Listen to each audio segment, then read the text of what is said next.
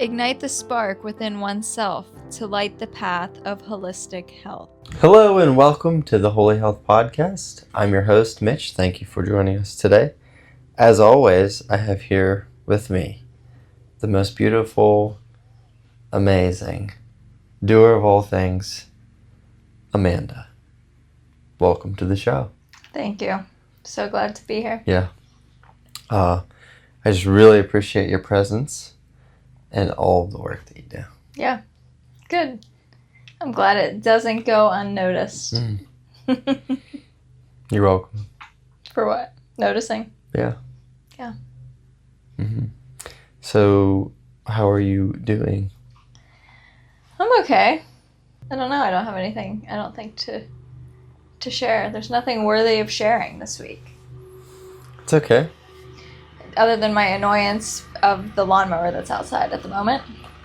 Yeah, anytime we sit down to do this, there's always something going on.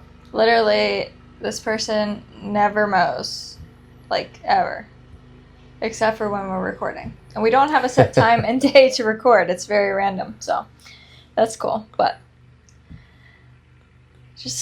I guess we just keep doing it regardless.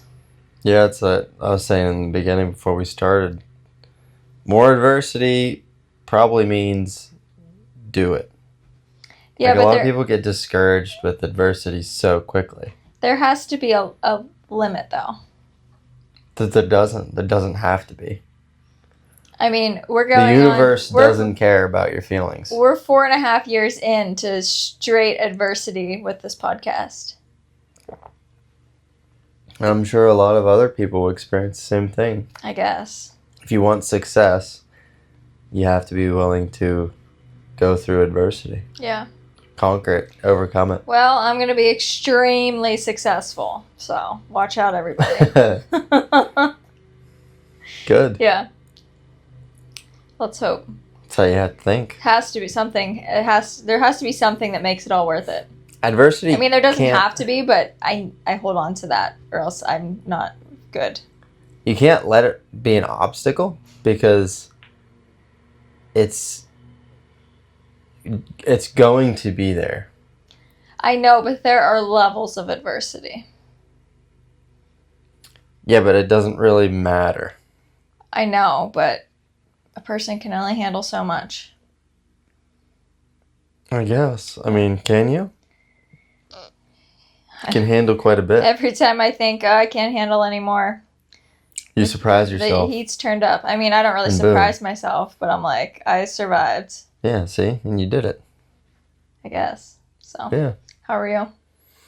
I'm pretty good, I think, so far. That's good. Yeah, had some interesting developments this week. But, yeah, I feel like I stayed in my own lane for the most part mentally. So, haven't really allowed it to affect me at all. Cool. Which is pretty cool considering all of the things. Yeah. So, yeah, the attachment work that I did in EMDR is definitely working. It's definitely a thing. Yeah. Yeah, it's not just like an illusion or, a feel-good thing that works for a little bit. This is definitely working. It's been a long-term thing for you. Definitely. Yeah. Yeah, cool. So that's good. Yeah. So that I can focus on my own shit. Mm-hmm. Because I got things that I need to focus on. So. For sure. Been doing some thinking lately about my life because of you. I just like to bring things to light, Add in a little adversity here and there. Yeah. Pile it on. Just a little bit here, a little bit there. Yeah. Yeah. You're not doing enough. I didn't say that. Well, kind of. I said you are not reaching your full potential. Oh, yeah. I basically said you are better than what you are pursuing at the moment. And you know that, and that's why you're having this thought and this situation. Yeah. Like, it's obvious. You know that. Right. Yeah, I know that. I just brought it up because you were ignoring it. You're welcome. I was ignoring it on purpose. You're welcome. I didn't know that till now. Well, you know, it was protection.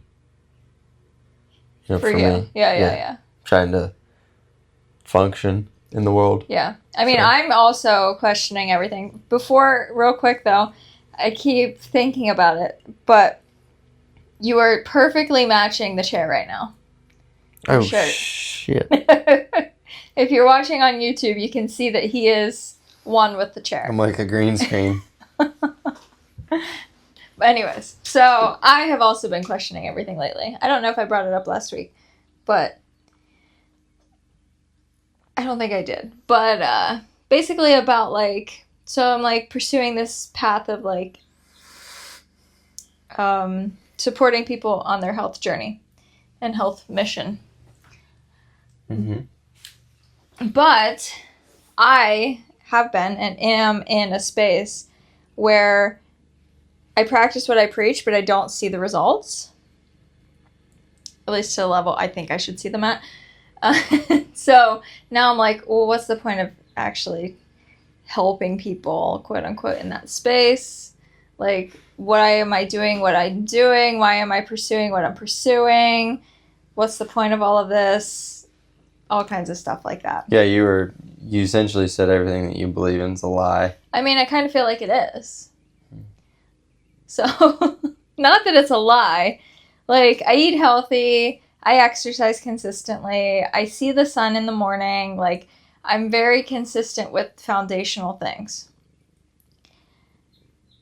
But I don't see the benefits of that. That's not to say that I want to go eat McDonald's and, like, stare at blue light 24/7 or anything like that. I don't think that would help me either. But I feel like it's just kind of whatever. Like, it doesn't make me feel good. Like, I'm not feeling good mentally or physically. And it's kind of like, well, why would I support people in this way when I'm not behind the mission? Because I don't feel it. Mm-hmm. I can't be like, this changed my life. I mean, it did change my life. But, like, where I'm at in life currently, it is not supporting a healthy lifestyle, I guess you could say. Like, I don't feel healthy.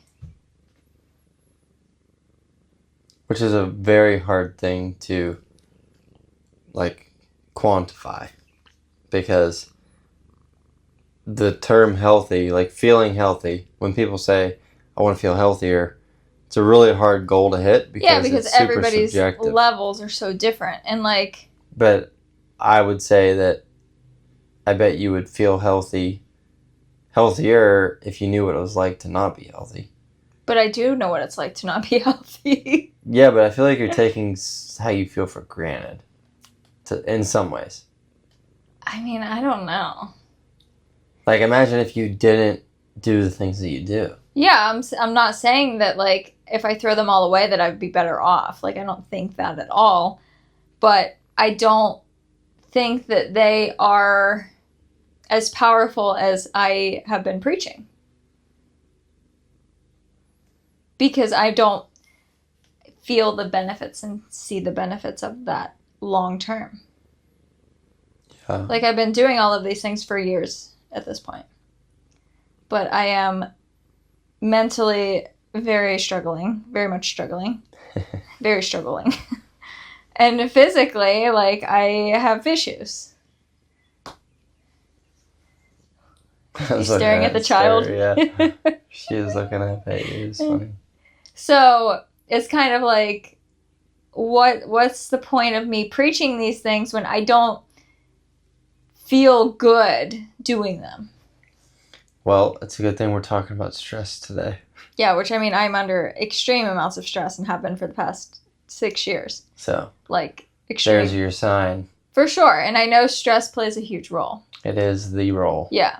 But to preach the other things and to know that that's, like, the root or a big piece of the root kind of feels pointless to me. I can see that. And so I'm questioning everything that I'm doing. Again. Yeah. I feel like I definitely said that to you in some type of way. What? Where, like, I kind of said that you weren't really doing, you were kind of like in a fraudulent position. Yeah. And I was like, well, what am I supposed to do? Because this is what I know, and this is like the way to like create business and life, money, all of the things. Like, this is my path that I have been dedicating years to. Right. So, what are you supposed to do? Gotta figure it out. It's like doctors who like spend 1 billion years in school and $1 billion more dollars getting their degrees, and then they like wake up and it's like, well, what are you supposed to do? Quit? Like, gotta go back to school. Yeah, then what? Gotta go relearn everything. Yeah. From a different perspective. So, that's where I'm at. Super fun. Yeah, that's great. And I'm not saying that everything that I preach or have preached that like isn't a good idea. Like, if you are somebody who is not doing these things and not feeling good, they will definitely help you to feel better. It's like for me, like when I went vegan, like I didn't eat fruits or vegetables at all prior to that. So then pretty much all I was eating was fruits and vegetables. And I was like, I am levitating. Yeah, I am big difference. Enlightened. I feel so good. And I did. I felt so good. And everything was like functioning optimally. But then 5 years later, I'm like eating an egg for the first time in 5 years. And I'm like, oh my God, my brain is firing, you know? So it's all depends. And it's not like these things are bad or shouldn't be done. I think they should. But to preach them as the end all be all, to preach like, if you get morning sunlight, your hormones are going to heal and your mindset's going to be great and you're going to lose weight and this, that, whatever. I mean, maybe, but maybe it not. Helps. Yeah, it helps. Mm-hmm. But it can only go so far. Right. So I am... You gotta have all the pieces of the puzzle. Yeah. That's the Holy Health way. I am questioning everything. Yeah, I think it's a testament to how crucial the stress component is in your life. Definitely. Like if your stress meter, everybody has their own personal stress meter. For sure. And men generally have a different meter. A better one, just like everything else. Yeah, we're given a different meter. They have completely. it easier. You guys have a different meter. Yes. You women have a different meter. And then individually, each person has their own, how much they can stand. For sure. And how they handle it. Yeah. Which depends on so much. Are they internalizing? What is their subconscious doing with that information? How's their nervous system reacting to things? What's their lifestyle like? What did they learn growing up? Yeah, like... What did they observe? Stress. Like, everyone says the word stress, like, really lackadaisically. Like, everyone just uses it all the time. Which I feel like anytime we do that with words, they really lose their meaning. And you don't really even know, like, when you say, I love macaroni and cheese, and I love this carpet, and I love whatever. If you're always using that word, it kind of loses its meaning. So it's like sorry. I'm like, I don't care if you're sorry because you can just say sorry. Yeah, if you love everything and then you tell me you love me, I don't care. You'll love everything else too. So that doesn't mean anything to me. But using the word so much, just really lackadaisically, I feel like we've really lost the concept of stress in the world of like stress management and all of these things that we're doing in biohacking, like the trendy topics, what is it? Ice bathing, anything to spike a response, breath work, all of these stressful things on the body, working out, exercises, stress. We categorize it differently in our brains, humans. So when we do that, now we're changing the definition of what it is. We're changing the definition of stress into, well, this is good stress, well, this is bad stress. And we like to do that. We like to separate things into the good side and the bad side. When realistically, we have to be objective about everything, where you have to almost have non-attachment and be neutral to certain things of like, this could be good, it could be bad, it kind of depends on the person. How did you respond to it? What were your emotions like going through that process? How was your day? What happened last week? What have you been thinking about? You got a stressful day at work coming up? Lifestyle habit, like all of these things go into the equation of how you handle stress. So things being good and bad, that can really complicate the concept of stress. And I feel like has really watered it down over the past few years. Yeah, I mean, it's interesting though, because like there are good stressors and bad stressors at the same time. Yeah, we can categorize them in those ways. But I think, I mean, we're more stressed now than ever, I would say. Just because of the invisible stressors that we can't see playing a role, as well as everything else that we already are aware of playing a role too. Yeah, so our minds, right, they can interpret stress in a way that is quote unquote good. Like you just said, there are good stressors and there are bad stressors. Well, that's the human mind telling us that. That's like mansplaining to your nervous system.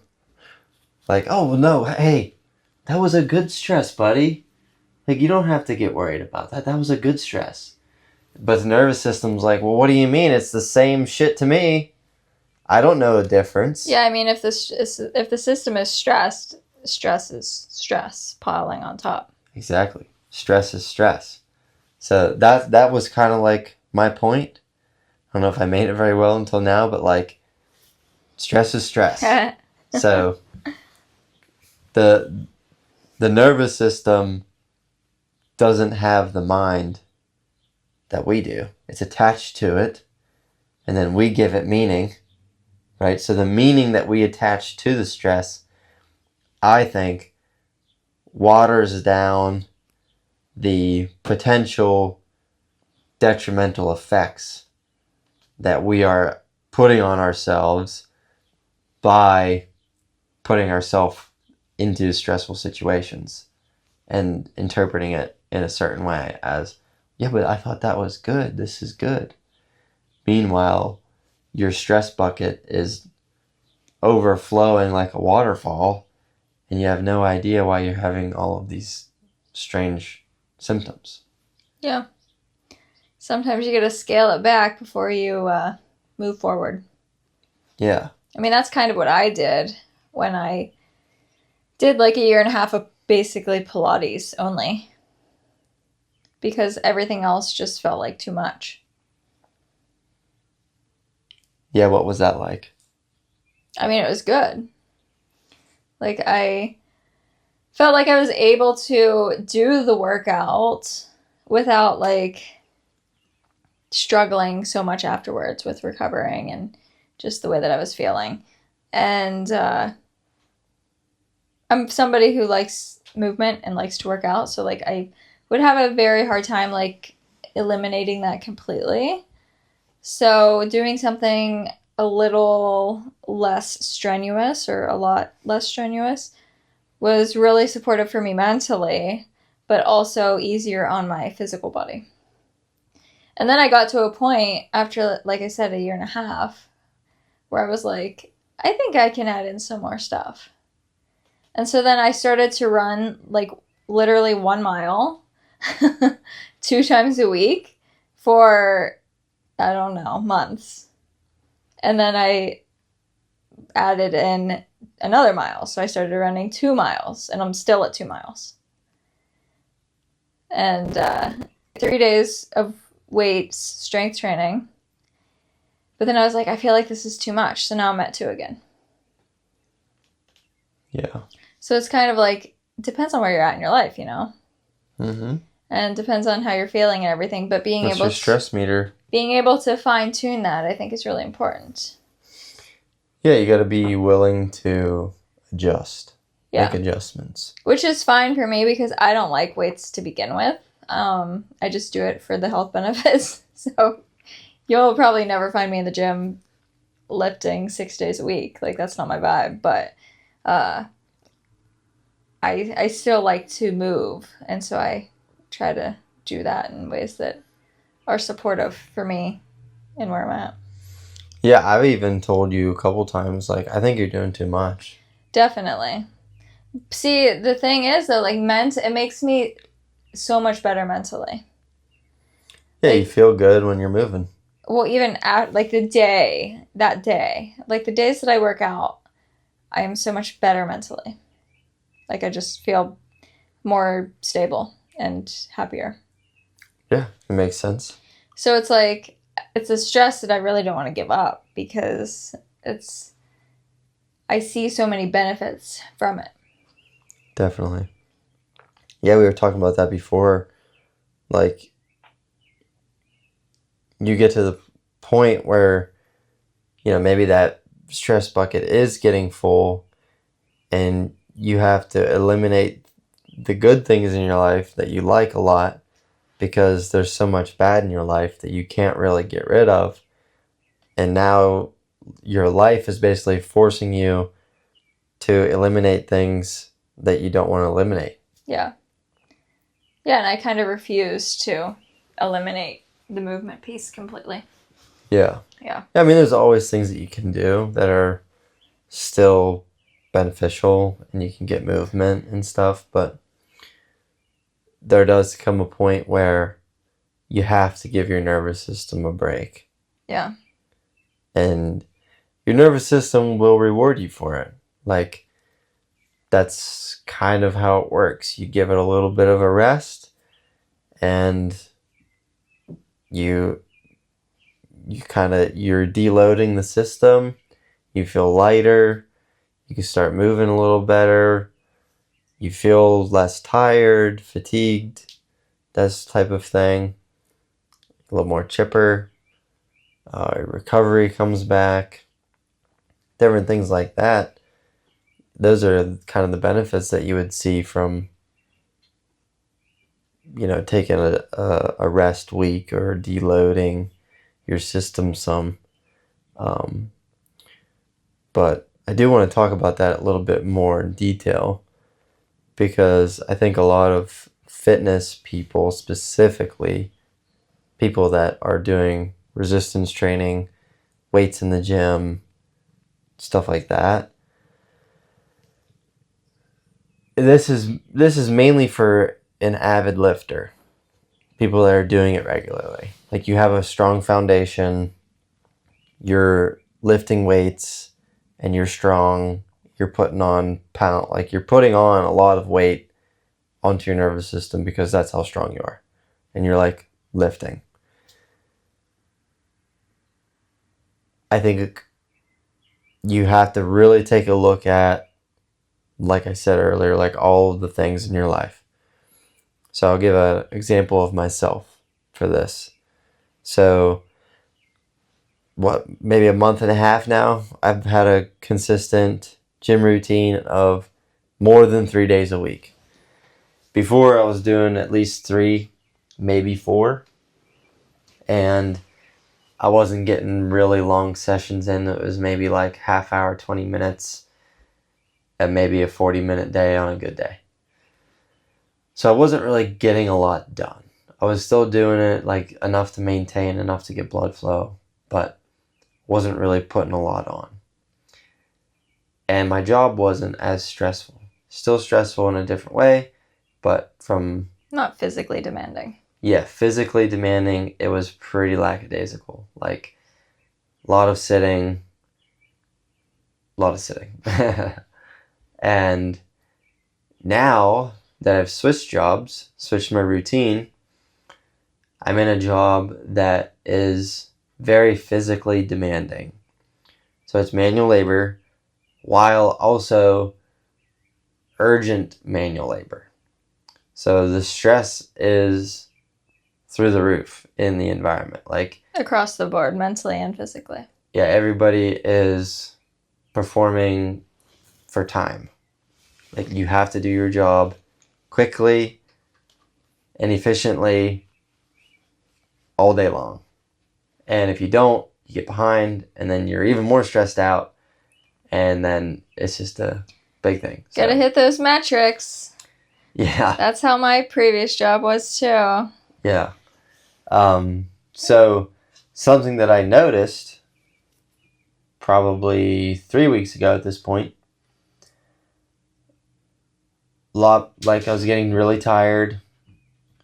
My recovery and workouts wasn't great, and I just like was feeling really beat down. I was like, man, like I want to work out, but like I just not feeling it. Like I can't like get into it, or like, I just wasn't in it. There's something going on. I was like, I think I just need to chill. I need to rest. I need to not do this thing. And I didn't listen, so I just like did another week.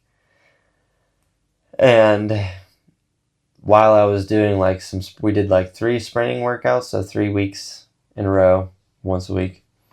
We did some pretty challenging sprint workouts. One, I burned like 800 calories. The other 2, it was like 600.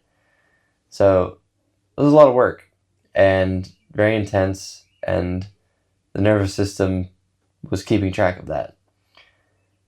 And kind of, I was almost getting slower. Like I felt slower at each sprinting session that I did, because the nervous system was like, hey bro, you gotta cool it here. Like we're not really helping you out. I felt heavier. So that was because, again, taking into account my new job of the stressful environment. So before I wasn't really getting a whole lot of manual labor. There was some, but not a lot. This is like 100 times more. So all day long, my nervous system is like ticking on a clock. There's constant input into that system, and I don't know how else you want to think about, like, it's just a heavier load. So I'm carrying a heavier load from work. And then adding in a new routine of weightlifting where now, okay, I'm consistently working out, lifting weights, and I like to think that I'm decently strong, so I'm adding weights. I'm doing heavyish weight on certain exercises. And that is also getting calculated by the nervous system. So when you're doing all of that consistently for long periods of time, it's always a good idea to do a deloading session in the gym. Probably at least every 16 weeks. 16 weeks is like a good time frame to do any type of program. If you want to build muscle, lose weight, whatever it is, conditioning, 16 weeks, even 8 weeks. Well, I wouldn't say 8 weeks. 8 weeks would be like a sprint type of plan, but maybe 12. 12 to 16 weeks. Really good idea to do a deloading of the nervous system. A lot of guys, especially, they go into the gym and they're pretty much maxing out every week. Every week they're loading the bar up. How heavy can I bench this week? How heavy can I bench? What's my heaviest bench?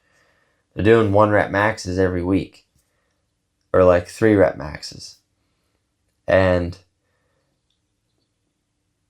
you got to take a break. You'll see benefit from taking a break from that by getting stronger. Like, you'll get stronger if you know how to work the nervous system and to not overload it as much. And it's also stress is also why micro-loading works. So you can start a program, like a 16-week program, and you can micro-load your system 5 pounds, 2.5 pounds, 1 pound a week or whatever. And before you know it, by the end of the program, you gained 50 pounds on your squat or 100 pounds on all your lifts or whatever, because you can micro-load that system. But it gets to the point where you reach a peak of how much the system can take, you got to taper off. You have to taper down. And when you do that, ideally, a 2-week deload is a great recommendation to try. And that would look like 50 to 60% of all your lifts. So if you can bench 200 pounds, you do 100 pounds. And you do probably the same routine, reps, sets and reps wise, but with just 50% less weight. And you do that for 2 weeks. That's gonna help you a ton. And when you get back into that and you restart, you're gonna feel amazing. And during that 2 weeks, you probably won't be as tired and sluggish and all of the things like that. But the problem with that is we override the nervous system with all of these stimulants and nicotine and drugs and marijuana and whatever else we want to tack on. We're not experiencing what it's like to be human. We're bypassing human nature because we don't want to feel human. We want to be better than human. So I need more caffeine. I need more nicotine. I need more drugs. I'm going to drink alcohol on the weekends. Like, we're adding in all this stuff so we can get away from being human. And yeah, so that's my spiel on deloading the system. I think it's a really good idea for avid lifters in the gym. Super important. Here's a question. So for somebody like me who is not an avid lifter, who is not maxing out or lifting necessarily heavy, what would you say about that? Deloading. Deloading for you? I think for you specifically, deloading stress would be like the goal. So I'm thinking about people who lift weights, probably at home or whatever, but they're not lifting heavy. I mean, it's heavy. Like I typically use 17 pound dumbbells. I need some that are a little heavier, but that's a whole other story. But so the things that I'm doing with those dumbbells are challenging, but I'm not like lifting heavy. Is it important for people like that to deload? So like I'm assuming that would look like using super light weights and doing like Pilates or something. Like, would that make a difference, or does that not matter for people who are lifting but not going all in? Yeah, I think it would help. Yeah. I think it wouldn't look as specific. But you could probably do it. You could do it in a different way, but it's still the same concept of just kind of like toning it down. Like tapering down is always a good idea if you're trying to like make progress. If you're trying to hit a specific goal, there's going to be a time frame where you want to peak out. So if you want to peak out here, you should probably taper down for 2 weeks beforehand. I mean, that just brings me back to marathon training. Yeah. Because that's what we did. I mean, that's very common in the running community. Like before you do a run, you're not running 25 miles the week before the marathon. I think we did 13 maybe the Saturday before. Like we peaked at, I think it was 22 miles, and then we descended. Yeah. Yeah. You drop down, you taper down, and then you really taper down. Yeah. So I think that's very common in the cardio world to taper. But I don't think it's as common in the strength world, the gym world. Definitely not. Especially the gym bros. Yeah. The gym bro culture is not great. No. For a lot of reasons. Yes. It's a lot of it's bro science, like taking your strength and conditioning coach's word in high school as gospel when they never even like studied. They just went on anything. bodybuilding.com and They were just a coach that paid attention. That was there. Like, yeah, they don't know it. They never studied anatomy. They never studied physiology. And they never went to college for lifting or knowing that. They were a history teacher, and now they're your football coach. Like, probably shouldn't take advice from them in the weight room, and then take it as gospel for the rest of your life. That's kind of how that works. But yeah, the gym bro culture, not great. But back to your question, tapering down. I feel like this is more directly specific to women and what you do. So, like, I would also add in where you're at in your cycle and kind of match those together. The taper.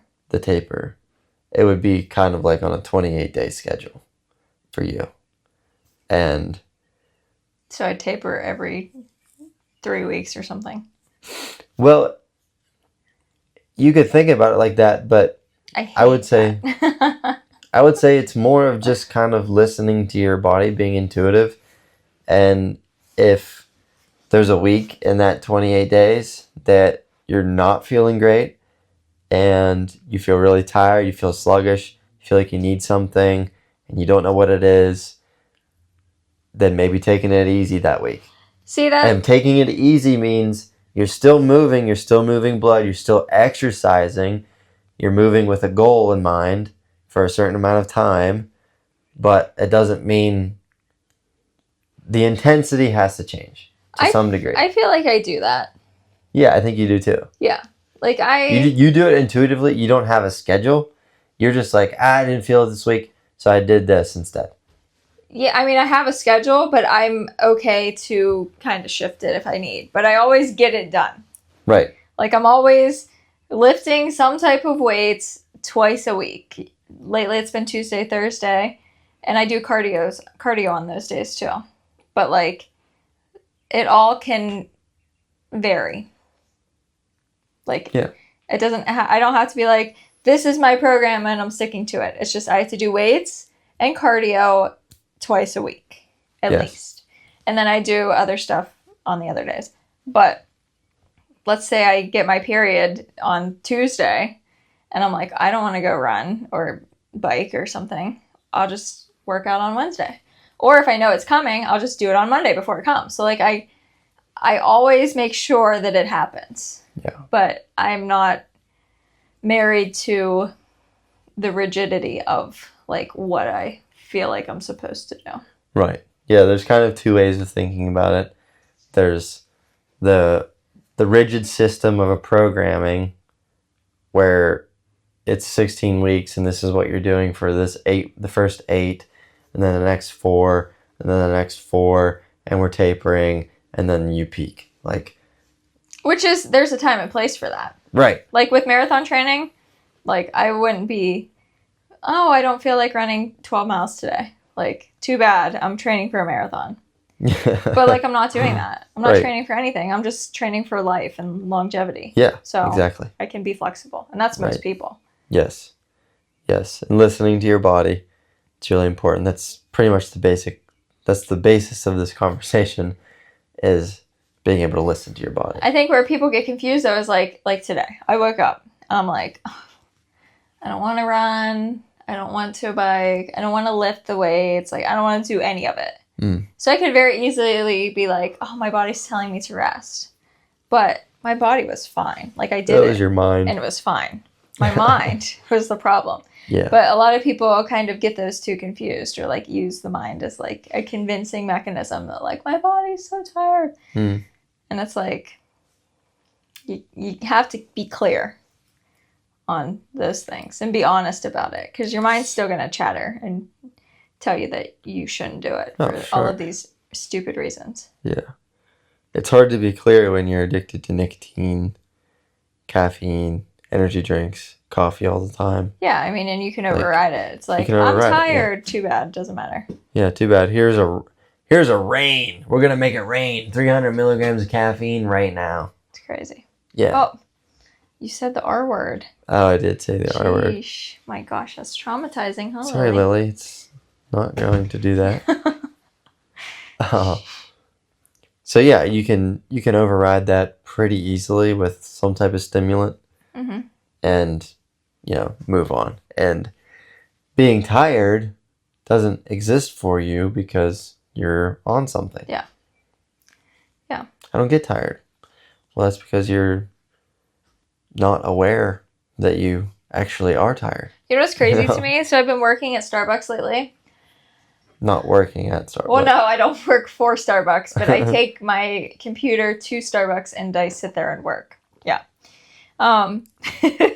But I've been working at Starbucks. Because you tried that once. It didn't go well. I lasted 8 hours. But to be fair, that was an awful location. A nightmare location. Because it was so busy. So busy, understaffed. I mean, really terrible. They throw you to the wolves. I mean, that's just literally. How it works. Yeah. So where we make coffee. Here, try it. Yeah. And there's like so many customizations and everything. It was horrible.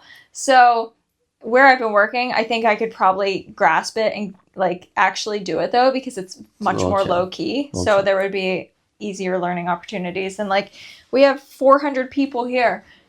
Let's all make drinks. So anyways, I've been working at, not for Starbucks. And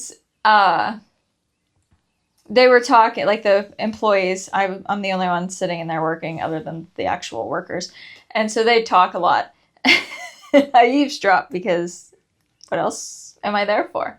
But I was listening to them talk about how they're open until 8 p.m., which I knew, like they're open later.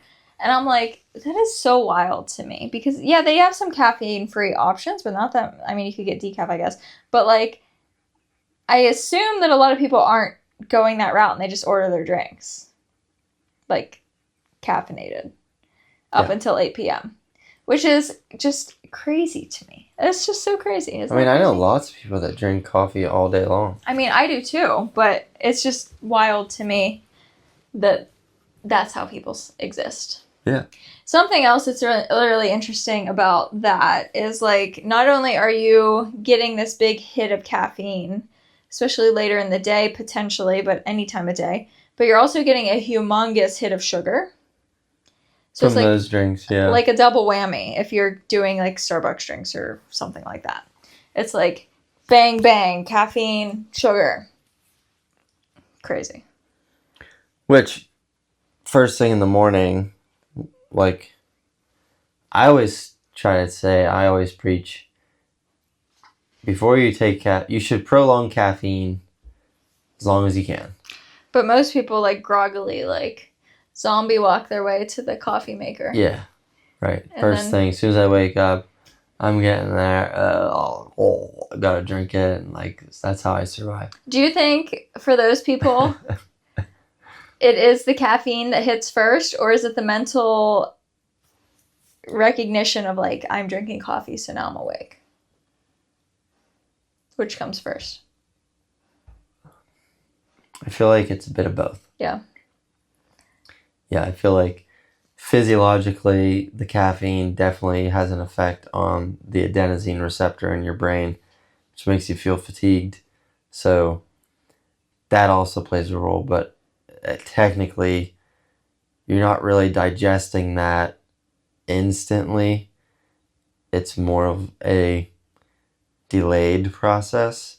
So you would be getting like a slow trickle over the course of 45 minutes. Like if I drink a cup of coffee or my shots of espresso in the morning, I usually, like, I'm trying to get my caffeine in before I hit the gym, right? So I have a little bit of food beforehand. Like as soon as I get in the car, I'm basically like, I'm peeling my banana. I'm eating a banana. and then I have my little pre-workout coffee drink that I have, and I don't really get the super effects of the stimulant until I'm like halfway through my workout.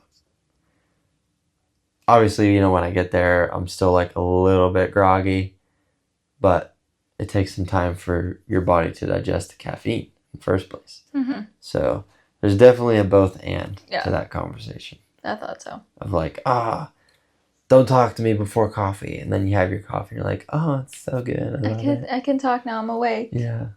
Instantly, as soon as I take my first sip. It's like, it's not really how it works. But Sure. Yeah. Yeah. But yeah, I always preach delay caffeine as long as you can. And then you need to always have food in you before you consume the caffeine. So you're like the sugary drink from your local coffee shop that has 300 calories in it.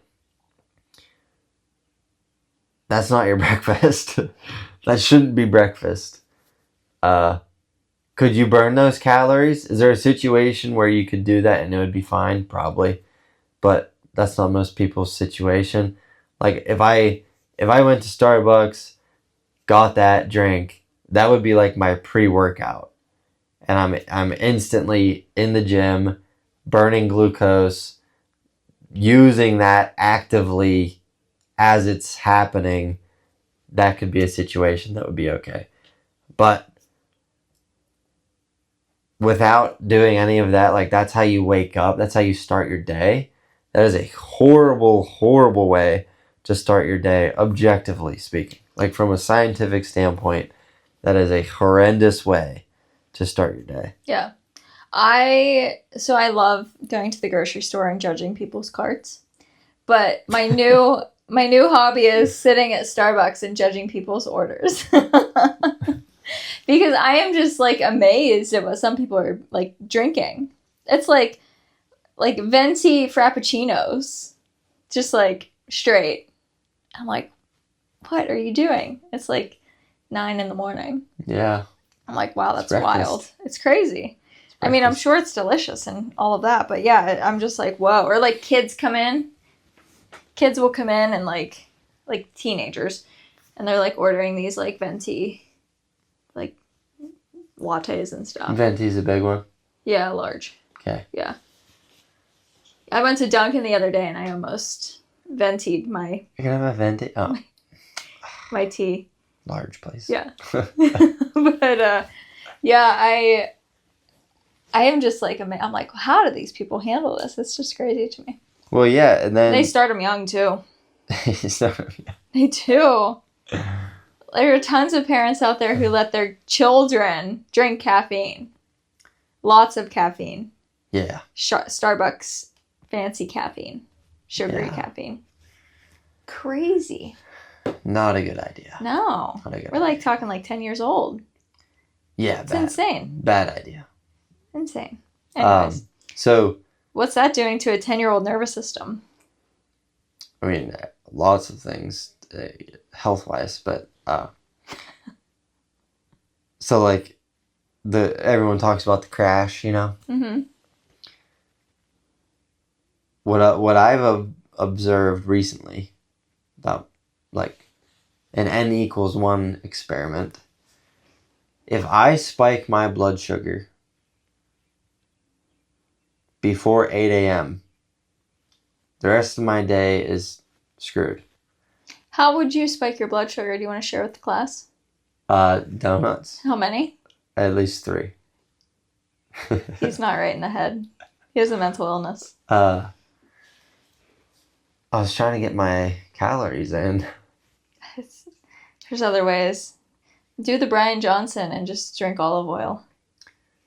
If I had Olive Brian oil on Johnson's everything. money, I would drink olive oil. Olive oil all over the place. Anyways, donuts. So yeah. 3 donuts. 7 a.m. Hit it hard. Is there coffee involved or just straight donuts? There's coffee involved in some of those situations. And there's also breakfast involved in those situations.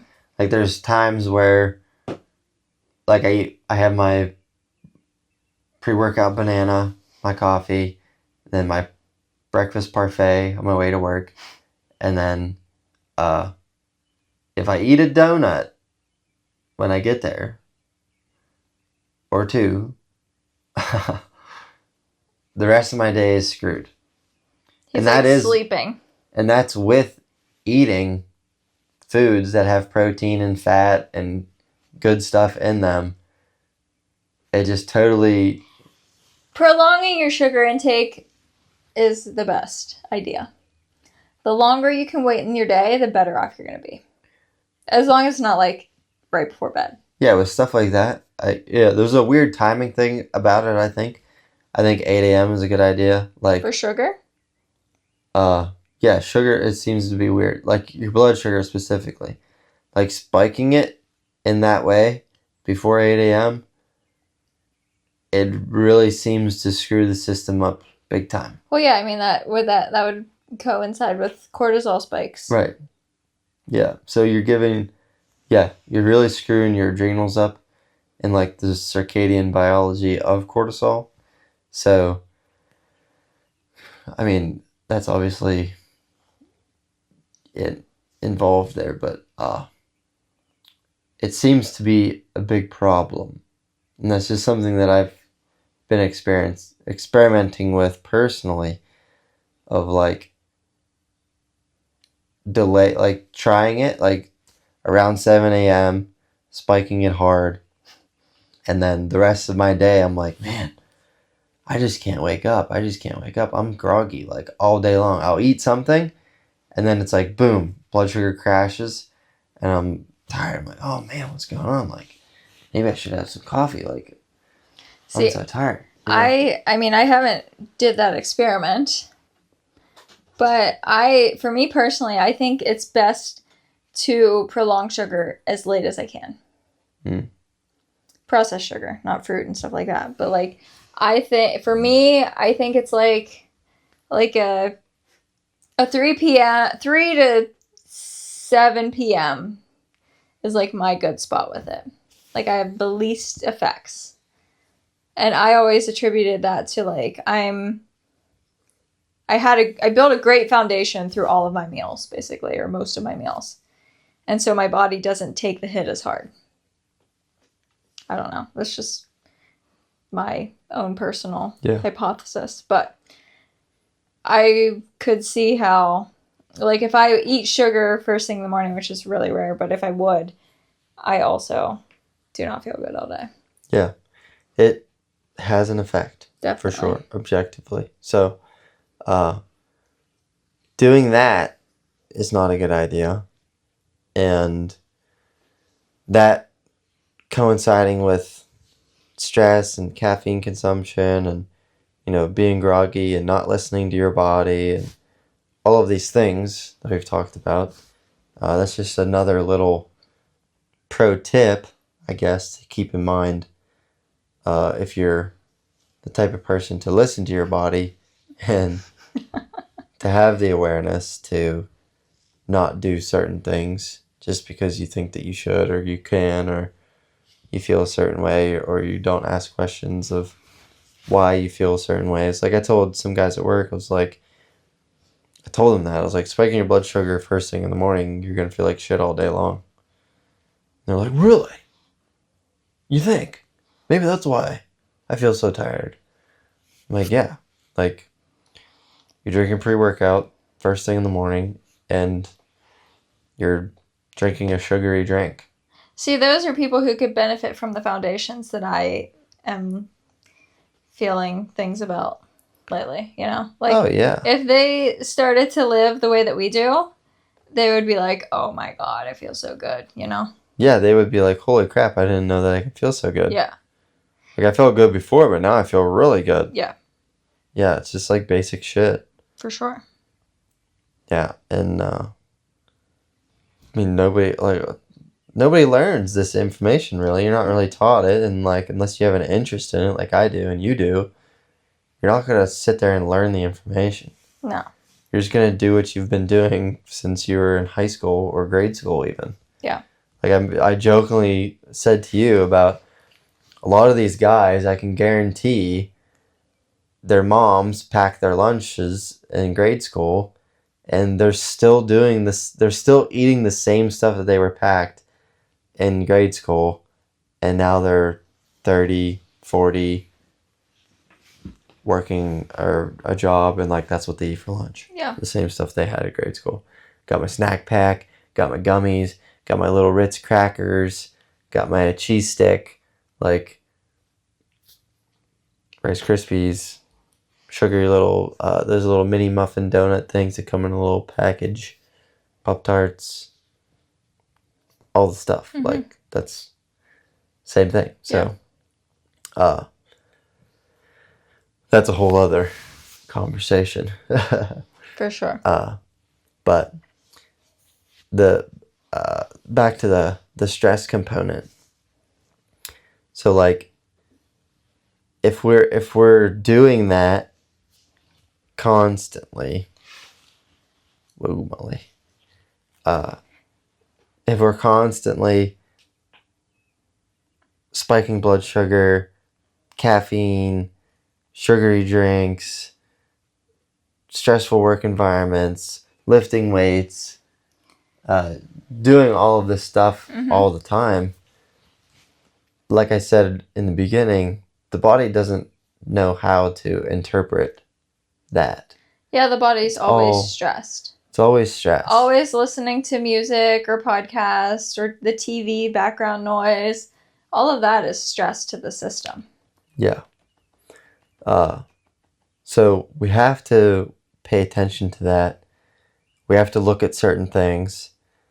And again, it really comes down to, are you able to listen to your body? Or are you just drowning it out? And a lot of people drowned it out. But I hope if you're listening to this podcast, you're the type of person that thinks about these things, and you're going to take into account, you're going to take inventory of the things that you're doing, and you're going to ask yourself, why do I feel this way? I wonder if I changed some of these things, I would feel differently. And if you're that type of person, hopefully you're going to think about what we've been saying and feel better. But there's no guarantee, because I think about these things and I don't feel better. Well, that's a different stress. So that's a different conversation of stress. So let's get into that. Because we kind of define stress, or at least I tried to define stress in a more broad way, in a more without the perceptions attached to it from humans. So we are dehumanizing the word stress. And we learned that stress is stress. So when it comes to you, specifically in your situation, our conversation about you is always stress. It's always like, you got to figure out your stress. You got to get your stress under control. Like, what can you do to get your stress under control? And obviously, that's a very convoluted subject for you. And it's a very challenging thing to, one, understand, and two, to be able to solve and to implement things. I mean, at the core of it, it's to alleviate a lot of stress, at least for somebody like me, in my opinion. It comes down to safety. Like, feeling safe in the nervous system in your life. Expand on that a little bit more, if you could. Just like safety and security. Like feeling secure in your life experience. Like, not waiting for the other shoe to drop, not looking for things to be wrong, not being afraid that this is going to happen or that's going to happen. Just like being able to actually relax for once. What? Just thinking about you. It's funny. It's not funny, but it is. Uh-huh. So like, you're kind of describing anxiety. I there's components of anxiety, definitely. But I think what it comes down to is like feeling safe in the nervous system in your life and in your life. Like, if I feel safe, then everything else will kind of fall into place. What do you think that would look like for you? Financial stability, coming back to our conversation from last week, money buys happiness, period. That would be the biggest one. Mm-hmm. Because almost everything except for one thing could be solved from a safety perspective through money. Yeah. Yeah, I think for you with that, there's a lot of things that would, so we think of things as inputs and outputs. There's a lot of things that are getting recorded and inputted, if that's a word, into the nervous system. And some of those things we can take and say, oh, hey, that really made me happy. That really made me feel good. And that helps balance things out. That gives you a little drip. A tiny drip. So whenever there's these things in your life that you're basically depriving yourself of, obviously that's going to add into the stressful situation, because when there's self-deprivation of things that you enjoy, things that bring you happiness, that makes you less happy. Absolutely. And which makes you more stressed out. Over the past 4 or 5 years, I have been the self-deprivation queen. Yes. Not because I want to, but because I have to. Yeah, there's certain things that you could do every once in a while that wouldn't be horrible, but generally speaking, you're very strict with it. You're very like, I'm not going to spend the extra money on this thing because we can't. Because it would just add more stress to my life. Because because then you're thinking, well, I shouldn't have paid the extra $5. It would overrule the experience or the drip. I would get like 2 stress drips over 1 like happiness drip. Like, it would, doing the thing that I'm depriving myself of, like, you would think, just spend the $30 and go to the yoga class. Well, if I do, the whole entire time I'm in the yoga class, I'm going to be like, oh, I could have spent this $30 on something else that's like more important, and like I should be saving it, and blah blah blah. So like, it's just we're like striking out because I'm doing the thing, but I'm not enjoying the thing, and I'm wishing I would have deprived myself so that I could feel a little more safe. Because spending the money makes me feel not safe. Yeah, you're damned if you do, you're damned if you don't. Which, this is like, I've never really had this experience until we got together. Until I started dating you. Like, I didn't have tons of financial concerns prior to getting with you. So going from, any way you look at it, it's not great. But like, if you always like struggled with money or like had like scarcity around money or whatever it may be, that sucks. But if you had it and now you don't have it anymore, that like super sucks because you know what you're missing. And then you're depriving yourself of the things that you used to do and that like kind of made you into the person that you are so that you can survive. Mm-hmm. So, yeah, I'm the self-deprivation queen, but not without consequences. Yeah. Yeah. So for that situation, it'd be really hard to help because there is no financial like magical fairy that we can just be like, hey, let's have free money. Yeah. You know? Yeah. So there's like, I don't know. It's very impossible, it feels like. Yeah. Pursuing the things that I want to pursue to provide me with the money that I desire is extremely challenging too because of where I'm at mentally and emotionally and with my nervous system. Yeah. So it's like the climb is it feels nearly impossible. And every little adversity feels like monumental. Like things that stress me out and bother me, I know shouldn't really stress me out and bother me, but I am so fried that like they basically send me over the edge. Yeah, I was going to kind of bring that up. Like when you're in that deprivation space, they talk about it in addiction too, because when you are coming out of addiction, you're depriving yourself of that thing that you enjoyed so much. Even if it was a detrimental thing, you still enjoyed getting high. You still enjoyed getting drunk.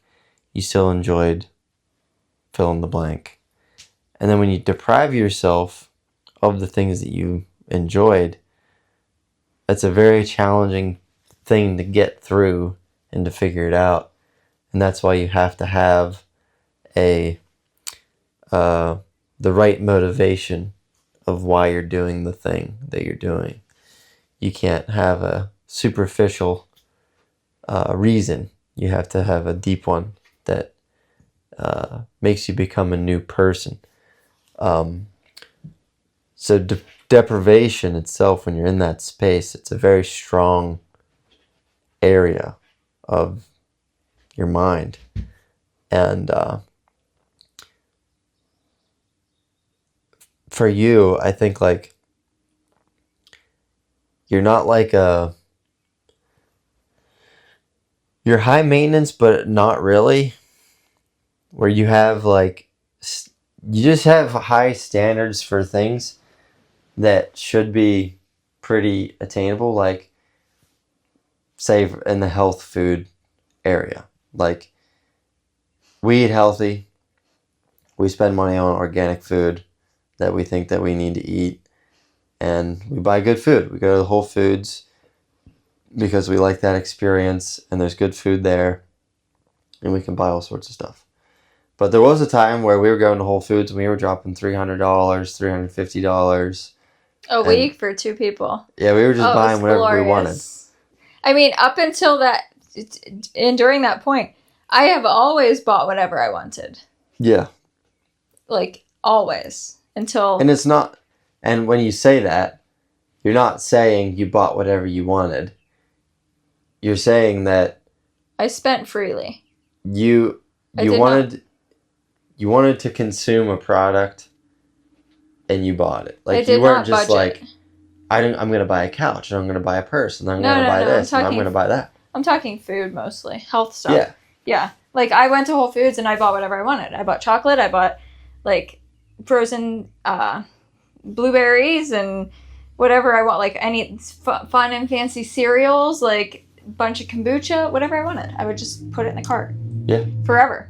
Mm-hmm. But then, after we spent a ton of money and didn't have money to spend... that all changed. Yeah, so then you got into that space of depriving yourself of those little things, but those little things really brought you a lot of fulfillment. Definitely. And kept your lifestyle more interesting, like your diet specifically. For sure. And for you, I think food's really important. Humongous. Food's like so important to you, and you're in the space now where you hate it, and you don't like it, you don't want anything to do with it. No. And all the while you love, like, it's really important to you. So, yeah, because it's not exciting anymore. Yeah, you, like, totally lost your ability to basically kind of express yourself in the food. Because, like you said, you were able to buy whatever you wanted. And say you wanted to buy this packaged powder that you could put into a smoothie, you bought that. Mm-hmm. Yeah, I'd buy like the fancy E3 Live, this blue spirulina, and then my smoothie's blue, and that's so fun. And it's just basically bananas, but like now it's blue bananas, and it's natural, and like that stuff really is exciting to me. Mm-hmm. But I don't buy that stuff anymore. Yeah, we're very like, conservative. Same stuff over and over. The cheap healthy things to get over and over. Yeah. Same dinners over and over. Like, it's becoming very redundant. It's torture. And mundane. Yeah. And I'm feeling it over here too, because I'm sick of eating sweet potatoes and rice all the time.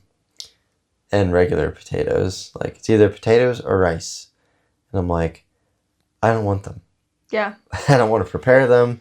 I don't want to eat them. I don't want to smell them. I don't want to taste them. Mm-hmm. They're not interesting. Yeah, so then when you are consuming food from that space of like, ugh, this sucks, like, that's not serving your digestion. Yeah. And for somebody with already a compromised digestive system, that's really, like, hitting bad. Mm-hmm. Or has the potential to hit bad.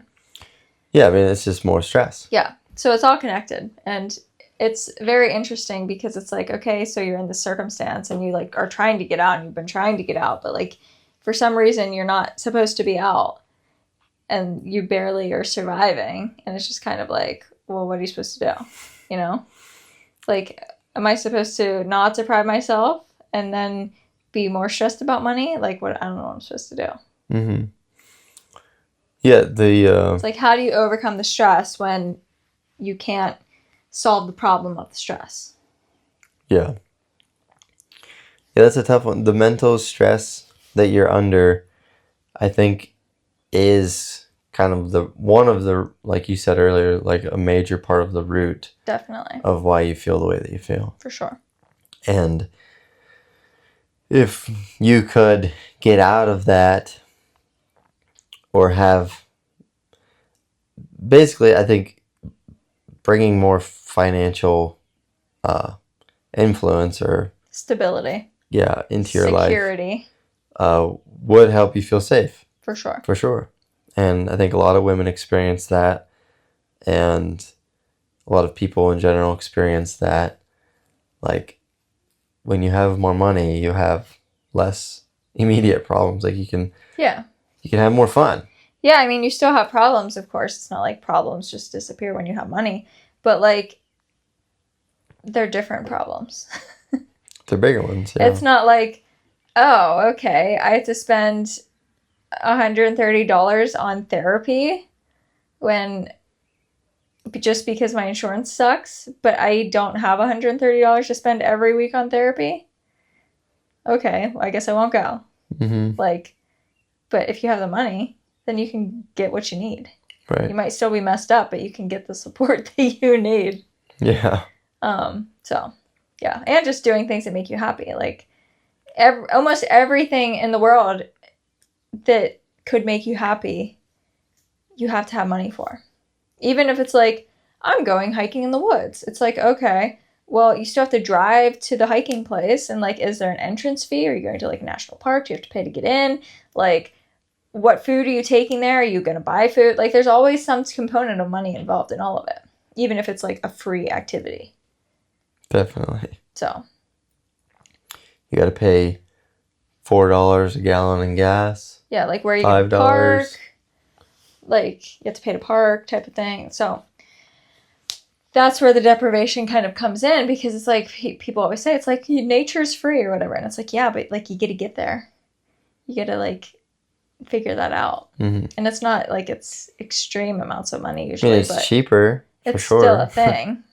It's a lot cheaper than renting a beach house for a week. Yeah, for sure. Or going to Disney World. Yeah. Yeah, but it's still, like, when you're in that space of lacking safety, scarcity, when you're in the scarcity space, like, it all matters. Yeah. So. Yeah. That is a big stress component. If I figure out the magic way to resolve that, I will let you know. But it's definitely not talked about. Stress is a huge component in health. And if there's some type of wall or a barrier you can't seem to break through, you don't know what's going on, it's probably stress. It's probably something in your environment, something in your brain, your mind, your lifestyle, things that emotionally you're just not handling well, finances, all the things. Definitely. So it's a huge component. definitely not a, I don't know, I feel like a lot of people would just brush it off. Like, it's the boomer culture of like, pick yourself up by your bootstraps, you're fine, don't worry about it. Don't think about your feelings. You don't have those. Feelings are for the weak. Blah, blah, blah. Just keep marching forward. That needs to change. That's not the right mindset to have. Definitely. But you also can't go to the other end of the spectrum and get caught up in all of it and just like succumb to it all. Right. So. Yeah. It's all about balance.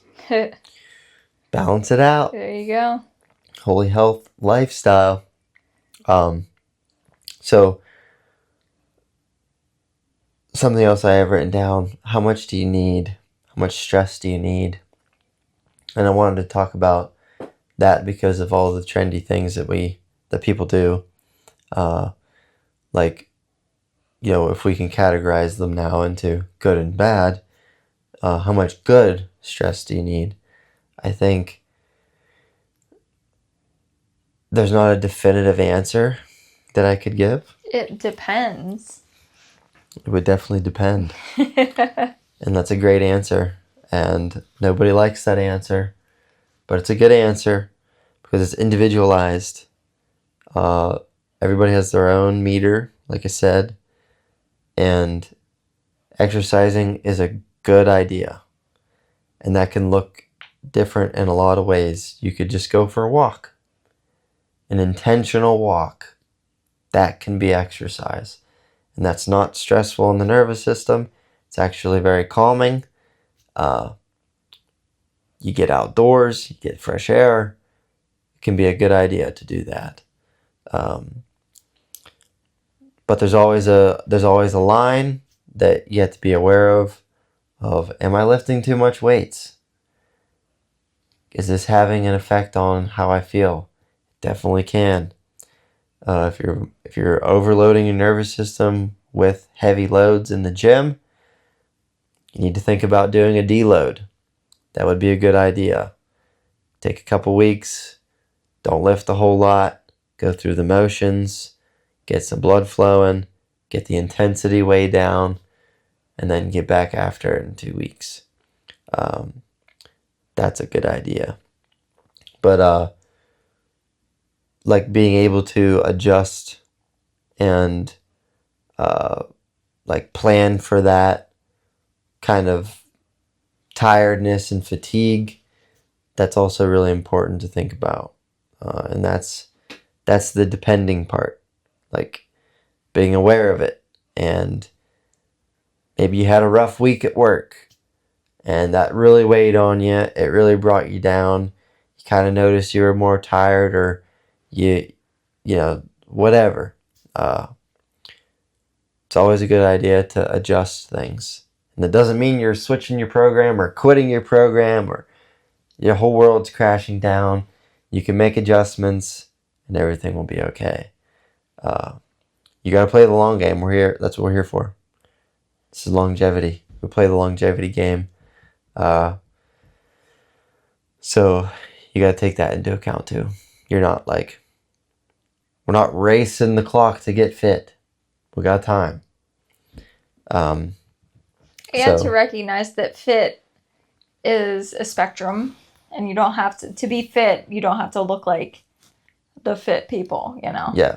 Having 6-pack abs doesn't mean you're healthy. Yeah. Doesn't mean you're healthy.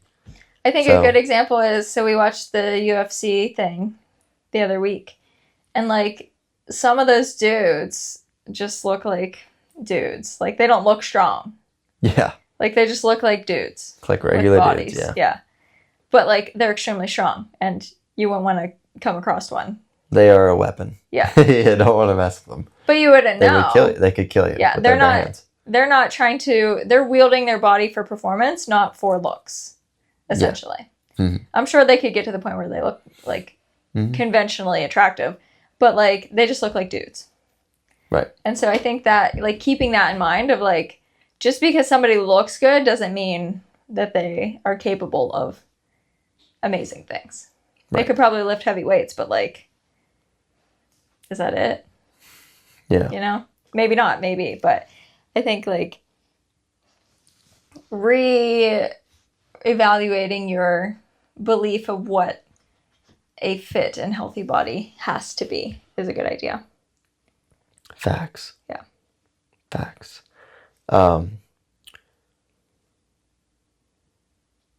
The other thing that I wanted to talk about has to do with technology. We talk about technology a lot, and this is a stressor. So, before I get into that, though, I want to talk about the nervous system specifically. So, I was doing some reading this weekend in some of my textbooks that I have. I have a couple kinesiology books and my anatomy and physiology book that I had in college. And I was just kind of looking some stuff up, kind of curious about some situations and things in my life. And yeah, so I was looking into the nervous system a little bit. And proprioception.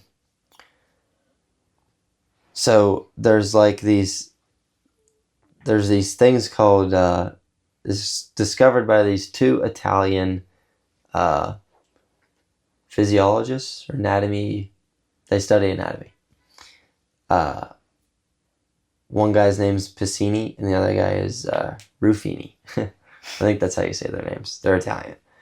So there's these things called Piscini's corpuscles, I think, and Ruffini's endings.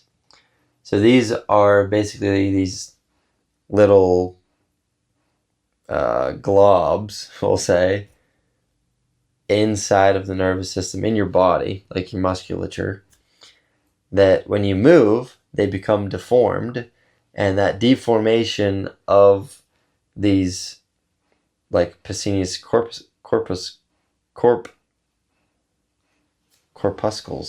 such a strange word. Corpuscles. I want to see if that's actually how they're pronounced. I mean, that's how it's spelled. I don't know. When they change shape, deform, that sends signals to the nervous system of where that leg or arm or thing is in space. So that's how we create proprioception within the nervous system, is there's these little things that get deformed and change shape, and they send a reflex or a electric impulse to the nervous system so that we are now aware of where our limbs are at. And then there's this, the concept of neurofacilitation, which is basically just how you create these patterns. And your musculature, your nervous system and your musculature intertwine with each other, and they adapt with how you're moving, and they create a pattern. And it's analogous to a river flowing down a mountainside, and over time that river runs deeper and deeper into the ground, and this like kind of erodes the mountain. And that's kind of how that nervous system and that pattern works. The more it happens, the deeper it gets, the harder it is to unwind it and to undo it. And that's all involved by a quote-unquote stress response. And that stress response is technically kind of like a learned behavior. Or you could kind of say, not really proper terms, but a reflex. Some people like to call it a reflex. It's not the right term, but it's kind of a different way of thinking about it. That the nervous system creates a reflex that kind of locks in how you move through space. The body has always adapted stress through movement. So when we experience stress, there is a there's a muscular association with that stress response. So if you are sitting in a chair and I'm in my office and I'm staring at my blue light, stress response from the blue light plus the stress response from my environment that I'm in and the type of work that I'm doing. Do I have deadlines? Was my boss an asshole this morning? Was Debbie in the other cubicle talking shit last week? Like EMFs.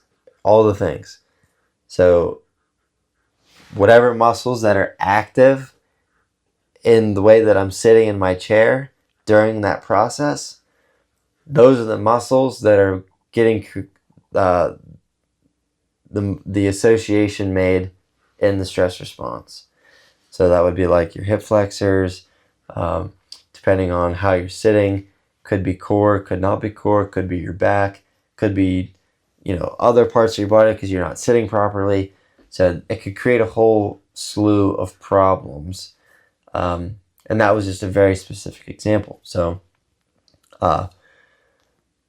that's how the body works from a very foundation level. Stress has always been recorded in the muscles. I see a tiger, running from the tiger. Boom. Recorded in the muscles. That's why a lot of times when, especially animals, but people too, after a traumatic experience like running from a tiger, they shake to discharge that energy. Yeah. That memory of the stress and trauma. Interesting. So yeah, that's how evolutionarily humans have evolved, is through stress, recorded in muscles. Now, that's kind of how it is. So now we're experiencing these stressors every day that we're not even aware of that are creating. So this is my theory. This is my hypothesis. I believe that technology is creating stress responses. And that's a known thing. That's a scientifically recorded objective reality, non-native EMFs, and blue light. Our stress on the body, in the nervous system, gets recorded in the HPA axis in the brain. And that's not even talking about the skin and how that is involved with blue light. And how it spikes blood sugar, how it spikes your adrenals. It's creating a stress response. So through the abundance of tech usage, I think that is creating stress responses in our musculature, which is non-native. It's a different type of pattern that is being recorded in our system, which is eventually changing how we are moving and the associations in the fascial system and how things are connected in the body, which then changes how water flows, how energy flows, and everything that we talked about today with stress, how you handle that, which I think is why the tech usage is going to eventually change how humans look. I think we're going to appear differently. We're going to move differently. And then this is like long term. I think now we are seeing the effects of that through injuries and chronic pain and bad posture, which we're already seeing some of that in the adolescents, the kids that are raised on iPads and the kids that stare at their phones all day long constantly. Their necks are elongated. They have their spines are protruding. Just different things like that. And kids, a lot of kids, I think, in my opinion, are skinnier. I think a lot of kids are skinny now. You think? Because I think a lot of kids are overweight. Well, statistically, I guess I'm talking about, the athletes. like a lot of athletes, I feel like I'm noticing that they're kind of skinny. I guess you could generalize and say that there's a lack of muscle mass. Yeah, but Because that it's would kind of impact different. both. It's like a different thing. I think it's a different thing. I don't know. But yeah, it's just a hypothesis, just speculating with that one. Somebody will listen to this in 150 years and be like, this guy was right. He knew it. He knew it. Doesn't matter now, but he knew it. But yeah, so tech creates stress. Stress is recorded in the muscles, and that creates a pattern. And like I said, the analogy of the river, once that pattern is formed, it's impossible to break unless you intentionally break it. And you have to intentionally break it through unwinding the pattern. And that's a very complicated process. And if you are getting injured and if you are dealing with chronic pain a lot, might be something to consider. But yeah, I think that's kind of how the symptoms are presenting themselves now in the modern world, is through the injuries and the chronic pain. I can see that. So let's finish off with some tips on how to help stress. How to help stress. How to help people who are stressed. I think really my main reason for wanting to talk about this was more to bring awareness to the concept of stress, thinking about it differently, taking assessment, taking inventory, and a lot of it can be helped by your lifestyle. Like we talked about, the caffeine consumption, like the unnecessary consumption of substances that creates stress responses in the body. I think you have to really take a good hard look at some of those things. But to like give generalized statements of how to help with stress, I struggle with that because it is so individualized. But I don't really know if I was intending to talk about that. Yeah, we don't have to. I mean, I think what can also happen is like people can stress themselves out more with a list of things to do to de-stress themselves.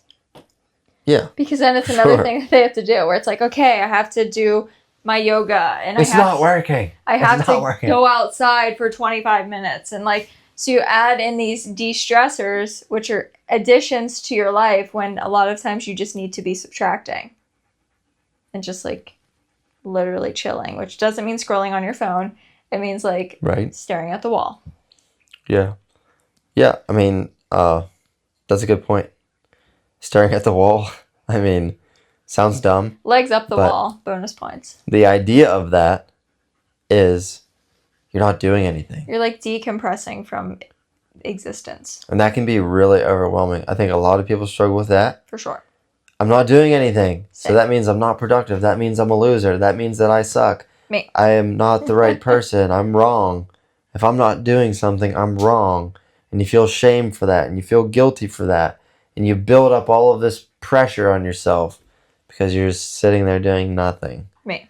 So there's so much wrapped up in that conversation. Definitely. And it's like a years long process to like unravel. But yeah, and I will say that too. Like unwinding these patterns, like like your musculature, that takes years. It takes years to fix a posture distortion. If you have a posture distortion, it takes years of work to undo that. Most people aren't willing to do that. And to have like a focused, intentional plan of, this is how I'm going to fix my scoliosis. And it's going to take a long time, and you're not going to see results. The only way you're going to see results is if you record them over long periods of time. And that's a whole thing in itself. So like, it's a long game, And it's really hard to do that.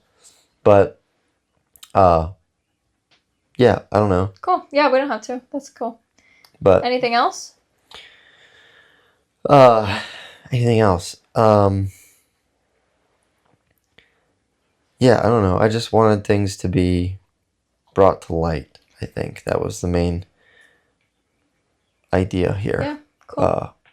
Just to bring awareness to it, because I think a lot of people don't think about it, and a lot of people don't know about it. And if you know about it, now that you know about it, you can implement it. If you don't implement it, that's on you. So, yeah, give it a try. Cool. I think it helps. All of the links to connect with us further are down below. Leave us a rating and review. Share the show with somebody that you know that would benefit from hearing this. And with that, we will talk to you next week. Bye. Bye.